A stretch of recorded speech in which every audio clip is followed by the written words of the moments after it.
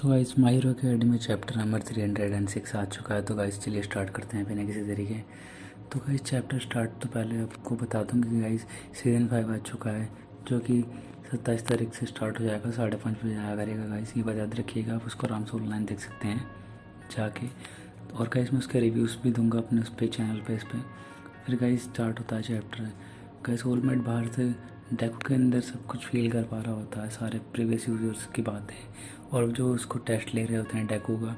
फिर वहाँ से डोर बजता है, तो फिर अंदर होलमेट छोड़ के जाके देखता है कि बाहर हॉक्स और वो खड़े हैं बेस्ट चेंज। और पूछता हूँ होलमेट तुम कैसे हो। और उसके बाद वो कहता है मैं तो ठीक हूँ। फिर वो कहता है कि मैं बहुत जल्दी में होलमेट, तो मैं तुमसे सीधा पूछता हूँ, हम यहाँ पे इन्फॉर्मेशन कलेक्ट करने आए हैं जो बैटल की बात हुई थी।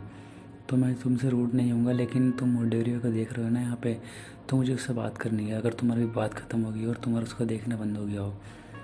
फिर होलमेट कहता है तुम्हें कोई दिक्कत लेने की ज़रूरत नहीं है, तुम बताओ तुम्हें क्या पूछना है, उससे मैं बता सकता हूँ। वैसे वो उठ नहीं आ रहा थोड़ी देर में। फिर उसके सारे दोस्त उसको अंदर देखने चले जाते हैं और होलमेट उसके बाद बाहर आ जाता है।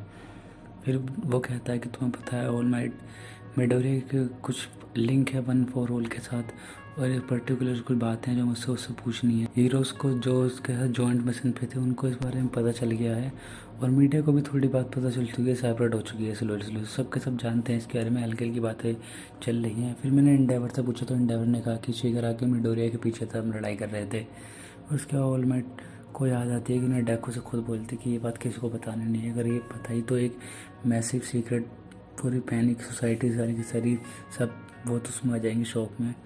फिर उसके बाद होलमेट कहता है मैं क्या करूं। फिर उसका वो कहते हैं कि हम तैयार हैं सब चीज़ों के लिए और हमें जानना भी पड़ेगी, सारी की सारी इन्फॉर्मेशन उससे लेनी पड़ेगी। फिर होलमेट कहता है ये बिल्कुल सही प्लेस नहीं है इस बारे में बात करने के लिए, मैं तुम्हें सब कुछ बताऊंगा इसके बारे में। उसका फिर नेजो प्रिंसिपल के पास एक कॉल आती है गवर्नमेंट की तरफ से, और उनसे कुछ रिक्वेस्ट की जाती है इस इंसिडेंट के लिए। फिर वो कहता है ओके मैं ये करने के लिए तैयार हूँ। और उसके 3 डेज ख़त्म हो जाते हैं और पैनिक थॉट भी बिल्कुल भी स्टॉप नहीं होता। और फिर मीडिया से रिपोर्ट से अनाउंसमेंट होती है कि इंटरव्यू ले जा रहा है तीनों बेस्ट हीरो का, बिग 3 का, नंबर 1 नंबर 2 नंबर 3।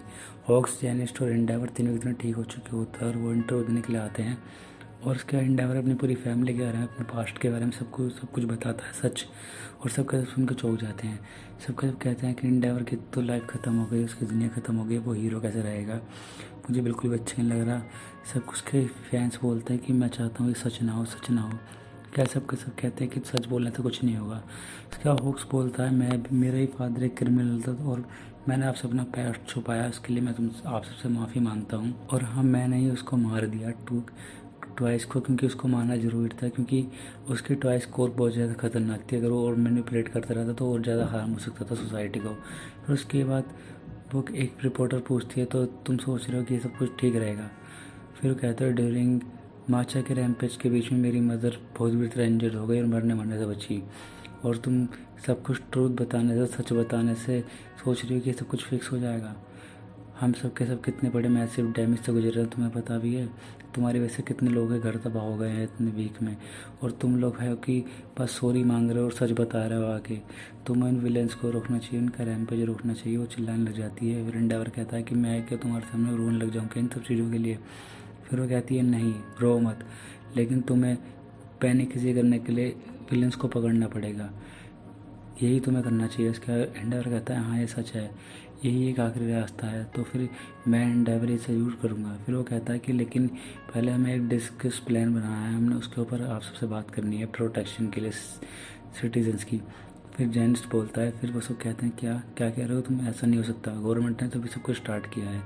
उसके बाद फिर वो बताते हैं कि यूएम हाई स्कूल को हम एक सैनिटरी डिपार्टमेंट बनाने वाले हैं, यहाँ पे सारे के सारे लोग रहेंगे जब तक कि ये सब कुछ ख़त्म नहीं आता। और वहाँ पे सारे के सारे बच्चे स्टूडेंट हैं, उनके पेरेंट्स तो आ चुके हैं, और आप सब भी वहाँ जाइए।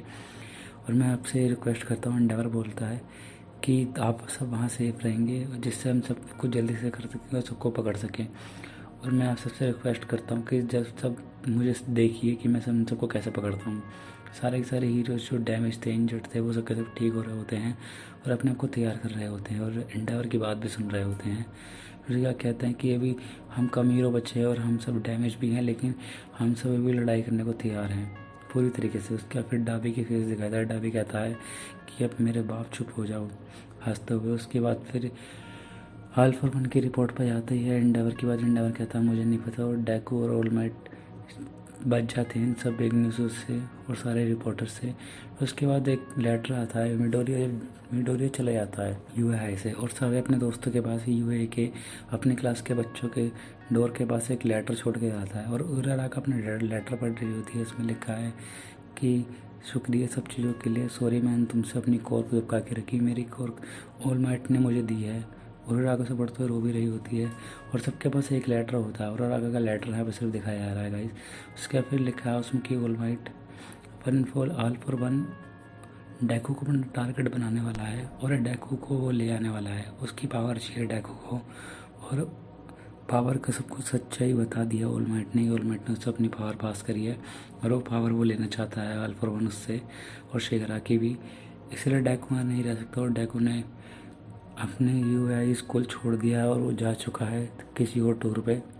उसके बाद डेकू कहता है कि तुम लोग को डरने की ज़रूरत नहीं है, तुम सब सेफ रहोगे, वो मेरे पीछे आएंगे, तुम्हारे पीछे नहीं आएंगे। उसके बाद फिर एंड में दिखाते हैं डेकू को एक चट्टान पर खड़े हुए। डेकू कह रहा होता है अप्रैल। डेकू को पता नहीं क्या हो गया, फर्स्ट और सेकंड और थर्ड यूज़र से बात करने का थोड़ा अजीब सा लग रहा है और कहता है कि मैंने सब कुछ छोड़ दिया और डेकू ने अपने हीरो अकेडमी छोड़ दी है। और फिर वो कह रहा होता है कि एक बिग विलन आ रहा है सिटी में तबाही मचाते हुए। और आप देख सकते हैं मांगा में डेकू कितना अजीब सा लग रहा है। तो गाइस यही तक चैप्टर था। तो गाइस बताइए आपको चैप्टर कैसा लगा और अपने रिव्यूज़ देखे जाइएगा और मेरे चैनल को like share comment and subscribe जरूर कीजिएगा गाइस, और ऐसी औसम वीडियो के साथ। और गाइस मैं इसके ऊपर थोड़ी थ्योरी वीडियो बनाने वाला हूँ कि आगे चैप्टर में क्या होने वाला है और डेकू को ऐसा क्या बोला है सेकंड और थर्ड यूज़र ने जो कि इतना बदल चुका है एक चैप्टर में सिर्फ। तो चलिए गाइस मिलता हूँ आपसे किसी और वीडियो के साथ, तब तक के लिए बाय बाय।